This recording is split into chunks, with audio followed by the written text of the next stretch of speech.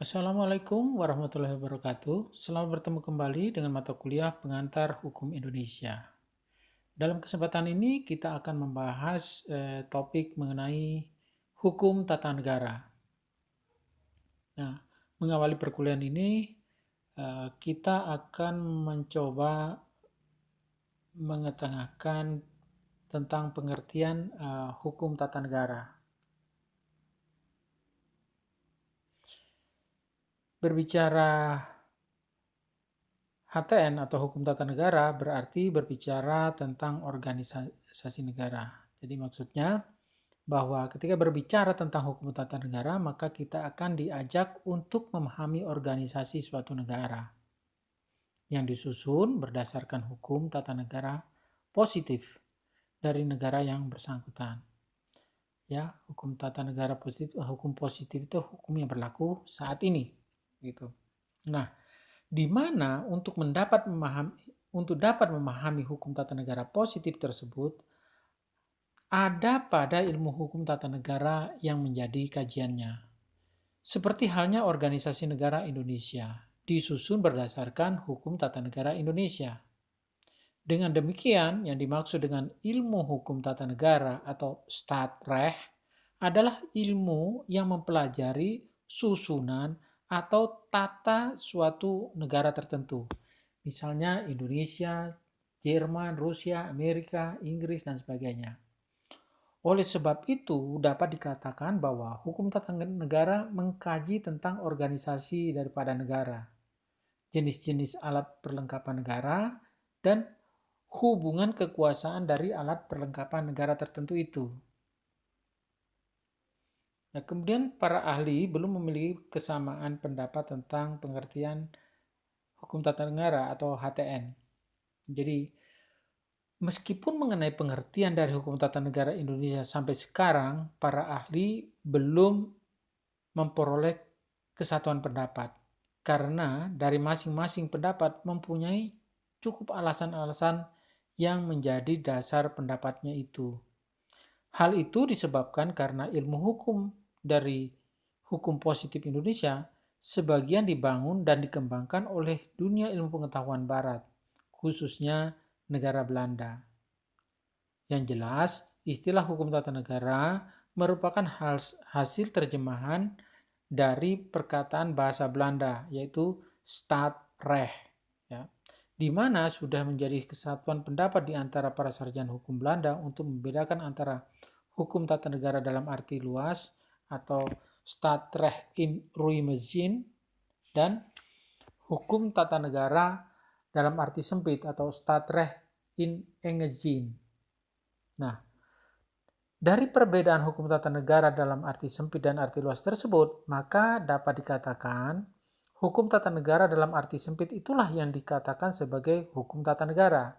Sedang hukum tata negara dalam arti luas itu pada dasarnya digolongkan menjadi 1.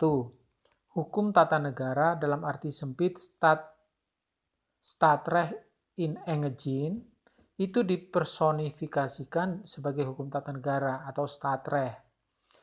2. Hukum tata negara, hukum tata usaha negara. Dalam hal ini administratif recht, ya. Jadi gabungan dari keduanya inilah yang disebut dalam golongan dalam arti luas, hukum tata negara dalam arti luas, ya.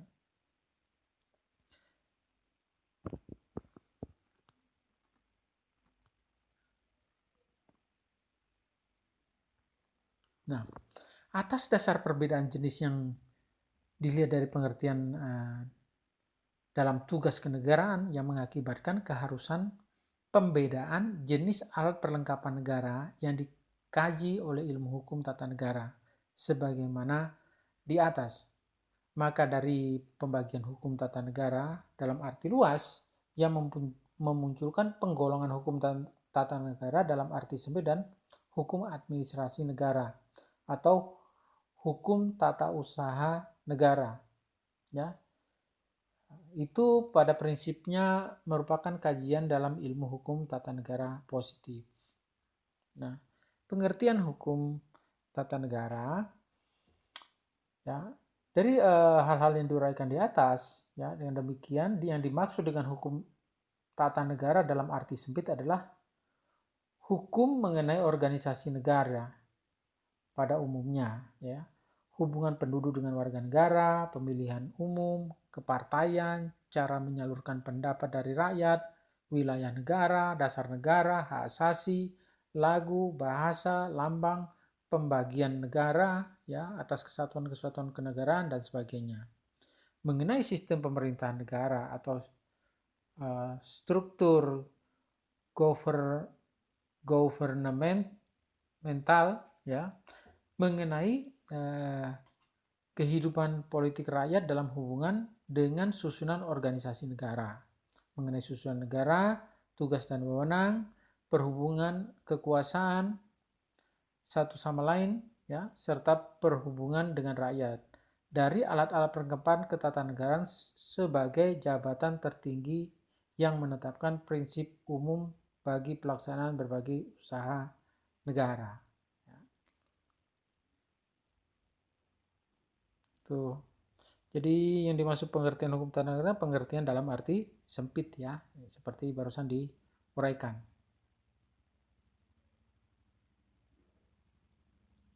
Nah, sedangkan hukum tata usaha negara atau hukum administrasi negara ialah hukum mengenai susunan, tugas, dan wewenang, ya, perhubungan kekuasaan satu sama lain, perhubungan dengan pribadi-pribadi hukum lain, ya, dari alat-alat perlengkapan, ya, berupa jabatan-jabatan, ya, perlengkapan tata usaha negara sebagai pelaksana segala usaha negara, ya, berupa perundang-undangan, pemerintahan, dan peradilan. Jadi menurut prinsip-prinsip yang telah diterapkan oleh alat-alat perlengkapan negara tertinggi, ya, yang meliputi badan legislatif, badan eksekutif, dan badan yudikatif. Nah, berdasarkan pengertian tersebut di atas, maka kiranya yang perlu untuk mendapatkan pembahasan lebih lanjut berkenaan dengan penggolongan hukum tata negara dalam pengertian luas, ya, atau Staatsrecht in Ruimzin, ialah hukum tata negara dalam arti sempit, ya, Staatsrecht in enge zin. Sedang hukum tata negara akan lebih lanjut dibahas pada berikutnya, gitu. Nah, kemudian HTN pokok pangkalnya adalah negara, ya, dengan berpangkal pada pandangan bahwa hukum tata negara itu pokok pangkalnya adalah negara, di mana pengertian negara yang terdapat pada masa sekarang merupakan produk dari hasil pemikiran masa lalu atas terbentuknya negara yang berdasarkan asal mula berdiri atau terjadinya negara, di mana hasil pemikiran tentang asal mula negara tersebut dikemukakan beberapa pemikir besar tentang hukum dan negara, seperti Niccolo Machiavelli dari Italia, ya, dalam pandangannya tentang negara yang menciptakan istilah Stato, ya, Staat dalam bahasa Jerman, Etat dalam bahasa Prancis, State dalam bahasa Inggris, Staat dalam bahasa Belanda. Pada masa itu negara hanya dilihat mempunyai kekuasaan, ya, atau power untuk mencapai ketertiban dan sering dilaksanakan dengan kekerasan tanpa batas dalam menghalau kekacauan, di mana kekuasaan dalam suatu negara sekedar sebagai kekuatan yang harus menekan kekuatan-kekuatan yang dimiliki individu-individu supaya jangan sampai terjadi bentrokan antar individu itu yang akan menimbulkan ketidaktertiban. Kemudian pandangan Jean Bodin. Jean Bodin asal Prancis, ya, yang hidup antara tahun 1530 sampai 1596. Ya, dia melihat bahwa suatu negara juga merupakan kekuasaan atau power atau kekuatan, ya, force. Oleh sebab itu, kekuasaan dan kekuatan yang ada bersifat abadi dan tidak melihat kepada individu sebagai pemimpin negara, melainkan kekuasaan dan kekuasaan itu harus melekat pada negara sebagai organisasi. Pandangan inilah yang kemudian dikenal dengan sebutan kedaulatan. atau dinamakan juga sovereignty. Karena kekuasaan dan kekuatan itu berada pada negara, maka barulah orang memikirkan tentang asal mula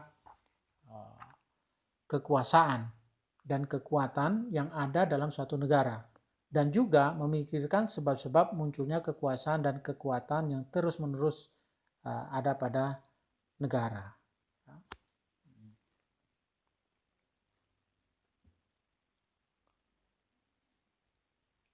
Oke, kemudian kita berbicara selanjutnya unsur-unsur negara ya.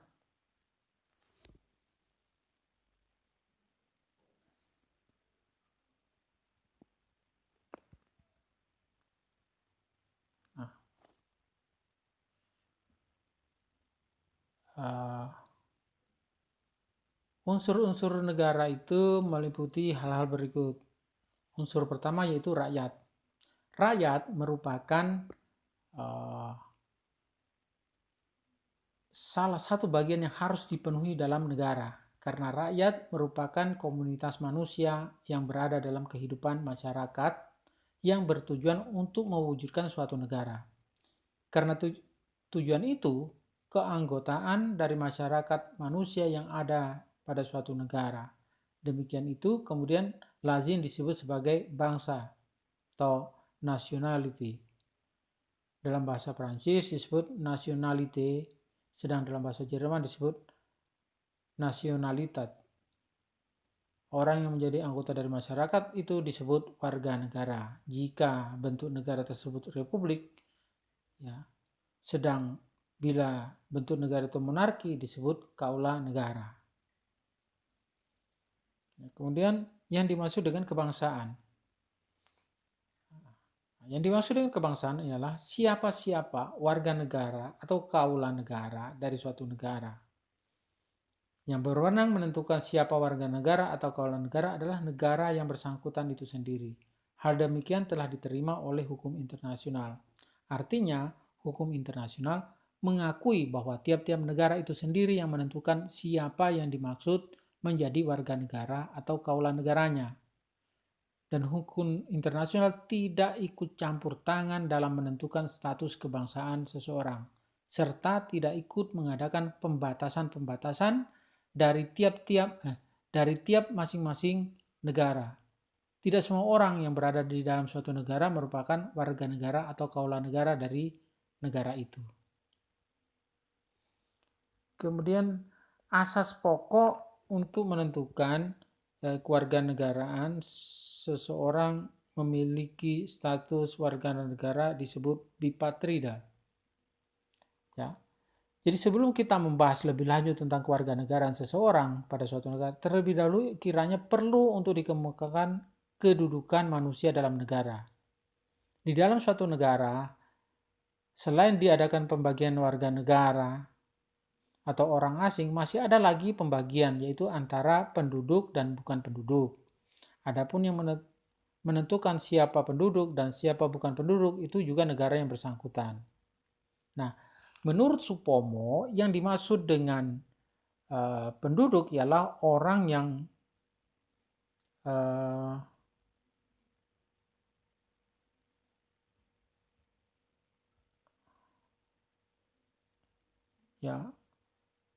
orang yang dengan sah bertempat tinggal tetap dalam suatu negara. Sah artinya tidak bertentangan dengan ketentuan-ketentuan mengenai masuk dan mengadakan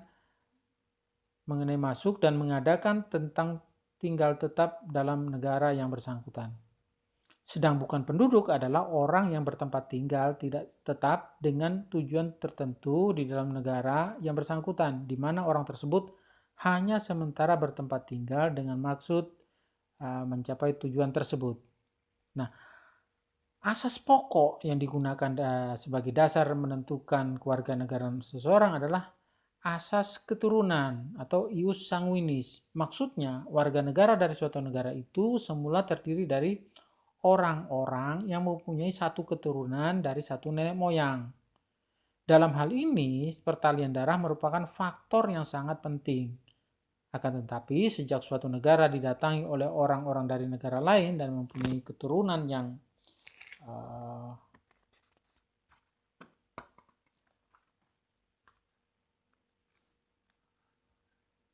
berlainan, kemudian pada diri pendatang dapat memenuhi syarat peraturan kewarganegaraan negara itu.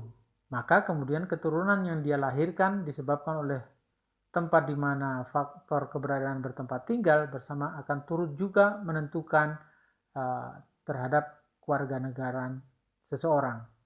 Hal ini disebut dengan asas domisili atau ius soli.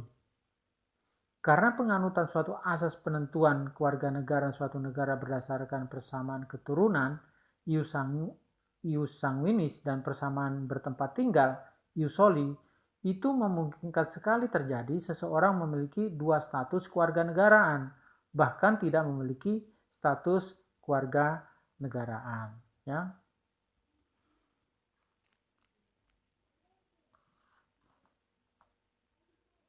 Nah, dalam hukum tata negara, ya, dikatakan seorang memiliki dua status kewarganegaraan disebut bipatride, sedang orang yang tidak memiliki status kewarganegaraan yang disebabkan karena tidak menjadi warga negara dari suatu negara atau kehilangan kewarganegaraannya disebut apatride. Seperti seorang yang mempunyai kewarganegaraan Republik Indonesia yang disebabkan oleh tempat domisilinya, di samping ia mempunyai juga kewarganegaraan negara lain, misalnya Republik Rakyat Cina, RRT, yang disebabkan ia merupakan keturunan dari negara Republik Rakyat Cina, maka ia disebut bipatride. Sebaliknya, seperti misalnya akibat adanya peperangan sehingga suatu negara diduduki negara lain, serta kemudian bangsa-bangsa yang diduduki itu melarikan diri ke negara lain, yang akhirnya mereka itu menjadi terlantar dan tidak memiliki kewarganegaraan di mana ia bertempat tinggal pada suatu negara. Nah, inilah yang disebut dengan apatride. Nah, itu. Kemudian berbicara tentang wilayah, ya. Unsur kedua dari negara ialah apa yang disebut dengan wilayah.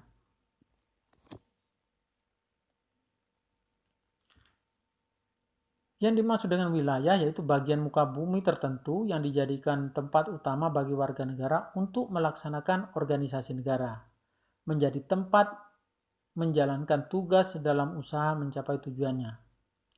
Di dalam wilayah itulah kegiatan bernegara sepenuhnya dapat dilakukan oleh warga negaranya tanpa merasa diganggu oleh kepentingan negara lain.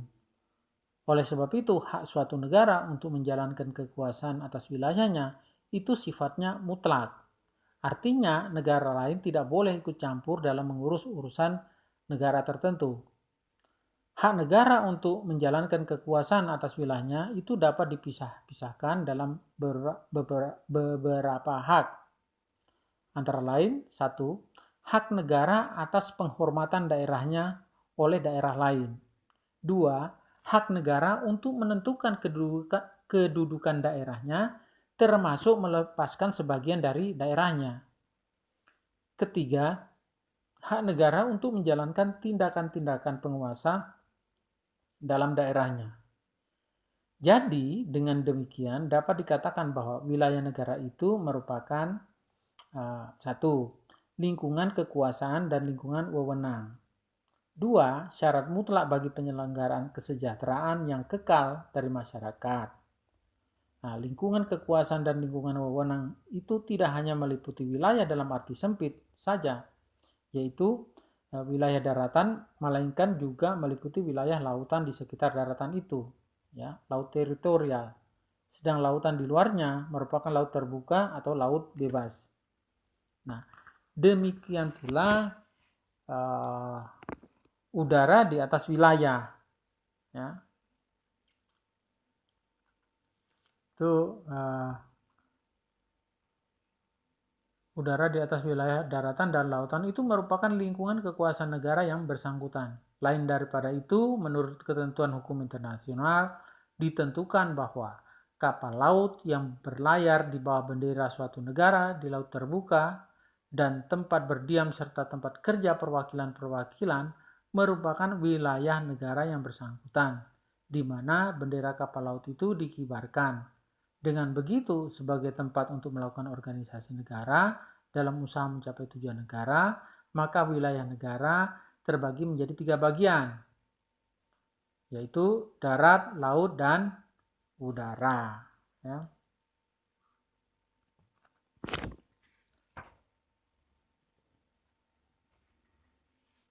Nah, kemudian unsur yang ketiga, ya, pemerintah yang berdaulat.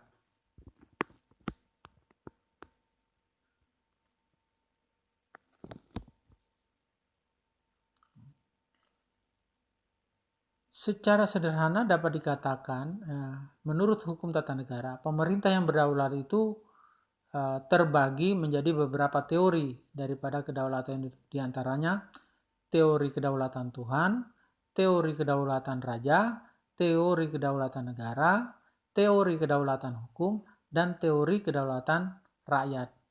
Dari masing-masing teori tersebut menjadi landasan bagi pemerintah untuk menjalankan pemerintahannya berdasarkan kedaulatan tersebut.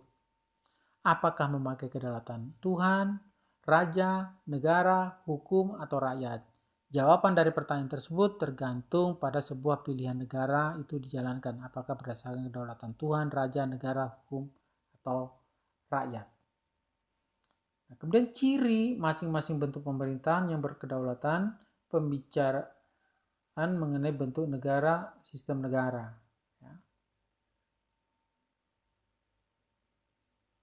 Nah, ini jadi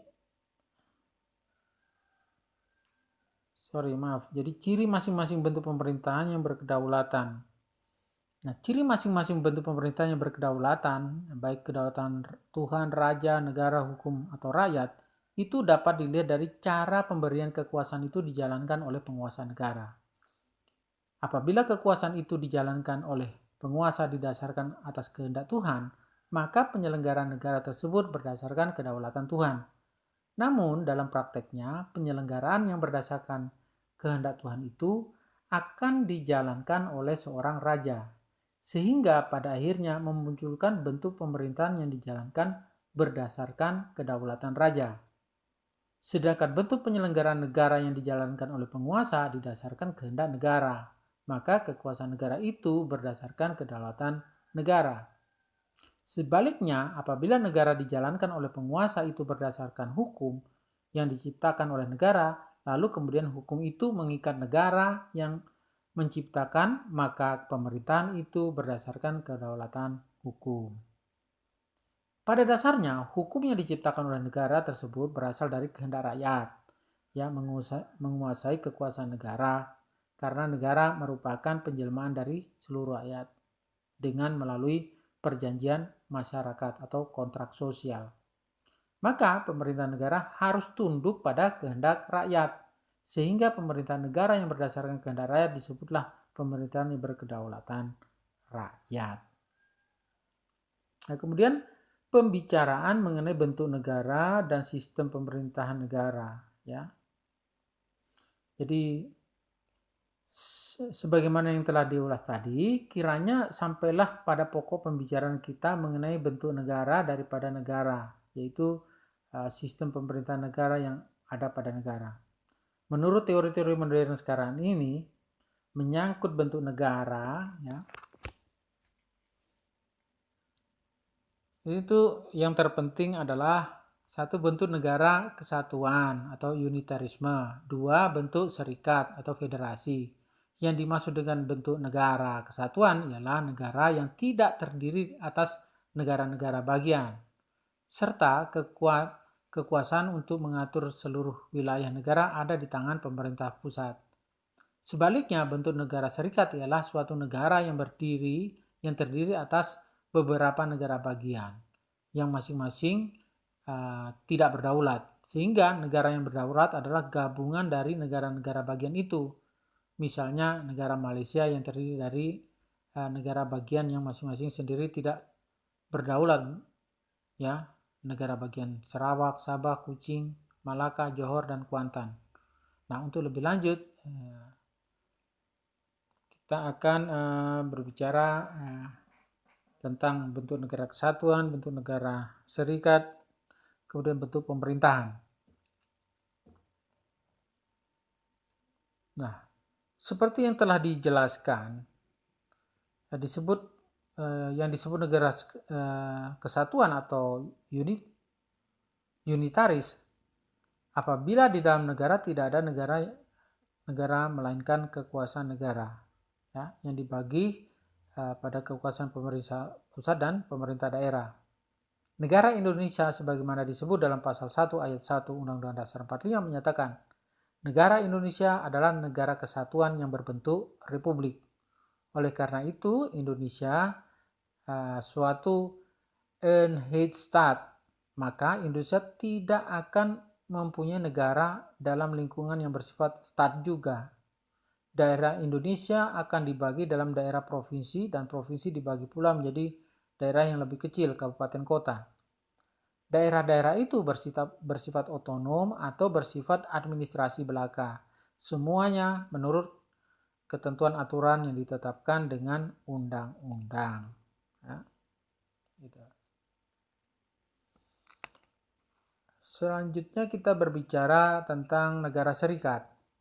Apa yang ditegaskan di atas yang disebut dengan bentuk negara serikat atau federasi adalah suatu negara yang terdiri atas beberapa negara bagian yang masing-masing tidak berdaulat, yang memiliki kedaulatan negara ialah hanya negara gabungan dari negara-negara bagian.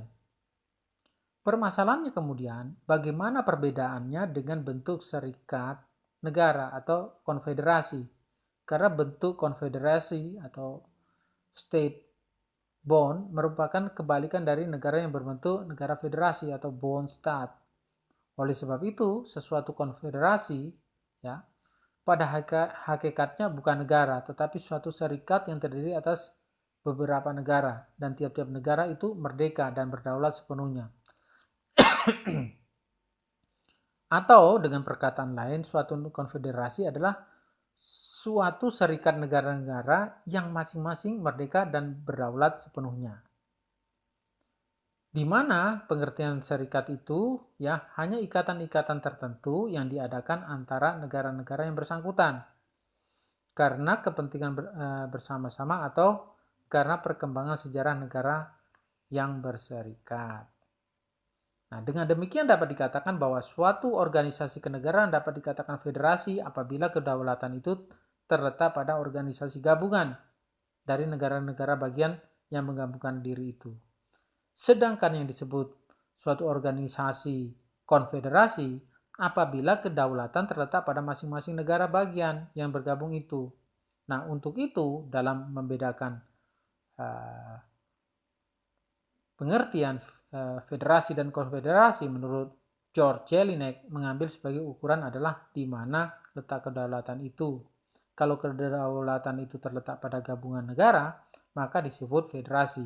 Dan apabila kedaulatan itu terletak pada negara-negara bagian masing-masing, maka disebut dengan konfederasi. Nah, selanjutnya kita akan berbicara bentuk pemerintahan. Ya. Setelah kita berbicara tentang bentuk negara, maka sampailah pada pokok pembicaraan menyangkut bentuk pemerintahan. Sebagai bagian yang tidak terpisahkan di dalam bentuk negara, apakah negara itu berbentuk kesatuan atau federasi, di mana keduanya akan menjalankan sistem pemerintahan yang akan menjadi bentuk dalam penyelenggaraan negara. Menurut Leon Duguid, ya, yang hidup antara tahun 1859 sampai dengan 1918, bentuk pemerintahan itu ditentukan oleh caranya menunjuk kepala negara dan lamanya kepala negara menjabat kedudukan kekuasaan. Nah, dengan menggunakan ukuran itu, maka kita membedakan bentuk pemerintahan itu sebagai berikut. Pertama atau A, kerajaan. Ya, kerajaan atau monarki. di mana raja sebagai kepala negara mendapat kedudukannya berdasarkan hak waris yang bersifat turun-temurun dan mempunyai masa jabatan untuk selama hidupnya. Kedua, bentuk pemerintahan republik, ya, atau kerakyatan, di mana presiden sebagai kepala negara menduduki jabatan itu berdasarkan pemilihan yang dilaksanakan oleh rakyat dan mempunyai jabatan selama waktu yang telah ditentukan. Dengan demikian, apabila kita melihat ketentuan di atas yang didasarkan pada cara penguasa memegang kekuasaan negara di dalam bentuk negara, ya, yang dilihat dari pengangkatan kepala negara untuk menjalankan sistem pemerintahannya, maka dapat diketemukan beberapa penggabungan dari kedua sistem tersebut yang dipakai oleh negara-negara di dunia, yaitu yang pertama, pengangkatan kepala negara berdasarkan keturunan atau monarki, ya, dalam bentuk negara-negara kesatuan unitarisme, misalnya Inggris, Belanda, Belgia, Jepang, Republik Monaco, ya, dan lain-lain. Nah, berikutnya, pengangkatan kepala negara berdasarkan keturunan, ya, dalam bentuk negara serikat, ya. Penunjukan pengangkatan kepala negara berdasarkan keturunan, tapi dalam bentuk negara serikat atau federasi, misalnya Skandinavia sebelum Perang Dunia Kedua. Kemudian pengangkatan kepala negara, ya, berdasarkan pemilihan atau republik dalam bentuk negara kesatuan unitarisme, misalnya Indonesia, Filipina, Argentina, dan lain sebagainya. Nah, yang terakhir, ya, pengangkatan kepala negara berdasarkan pemilihan, ya, republik dalam bentuk negara federasi. Kalau tadi pemilihan dalam bentuk republik, sekarang dalam bentuk federasi, ya, misalnya Amerika Serikat. Namun pada dasarnya, dari pembagian negara yang berdasarkan pengangkatan kepala negara dengan melalui pemilihan republik atau keturunan monarki akan digolongkan pada dua bentuk pemerintahan yang berdasarkan sistem pemerintahan demokrasi. Pertama, presidensial, yang kedua parlementer. Dari kedua sistem pemerintahan demokrasi tersebut juga pernah berlaku sepanjang sejarah ketatanegaraan Indonesia berdasarkan keempat konstitusi yang pernah diberlakukan di dalam sistem pemerintahan negara. Federasi atau Negara Kesatuan Republik Indonesia. Menurut Undang-Undang Dasar 45, baik sebelum maupun sesudah diamandemen di dalam sistem pemerintahan digunakan dengan menggunakan bentuk negara kesatuan dengan bentuk pemerintahan republik yang berdasarkan sistem demokrasi presidensial. Ya, disebutkan dalam pasal 17 ayat 1 dinyatakan presiden dibantu oleh menteri-menteri negara. Lebih lanjut ayat 2 dikatakan menteri-menteri diangkat dan diberhentikan oleh presiden sehingga para menteri harus bertanggung jawab kepada presiden. Ya. Unsur negara lainnya adalah pengakuan negara lainnya.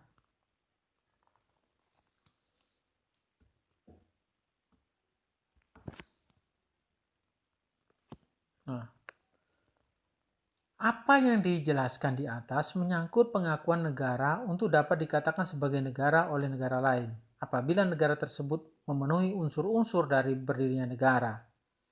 Di mana unsur yang harus dipenuhi oleh sebuah negara? Yang pertama ialah unsur yang dikategorikan sebagai konstitutif, yaitu unsur rakyat, unsur wilayah, dan unsur pemerintahan yang berdaulat. Seperti yang sudah dijelaskan tadi. Sedang unsur kedua dari sebuah negara dikategorikan sebagai unsur deklaratif, di mana unsur deklaratif hanya sifatnya tidak harus dipenuhi oleh sebuah negara. Tapi unsur ini sangat penting ketika negara yang baru berdiri ingin melakukan hubungan dengan negara lain. Maka negara yang baru berdiri tersebut harus mendapatkan pengakuan dari negara lain. Pengakuan negara berdasarkan hukum tata negara itu dapat dibedakan menjadi dua pengakuan secara de facto dan pengakuan secara de jure. Pengakuan de facto bagi negara yang baru berdiri yaitu apabila negara itu sudah memenuhi kualifikasi untuk dapat dikatakan sebagai sebuah negara, ya, dikatakan sebagai sebuah negara berdasarkan kualifikasi hukum tata negara apabila negara tersebut sudah memenuhi syarat dan unsur-unsur daripada negara yaitu minimal harus ada rakyat, wilayah, pemerintahan yang berdaulat. Menyangkut pemerintahan yang berdaulat dalam perspektif kualifikasi agar dikatakan sebagai suatu negara adalah apabila negara sudah mampu melakukan penyelenggaraan negara sendiri.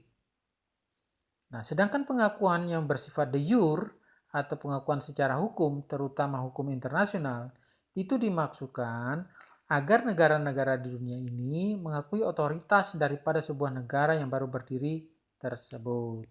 Ya.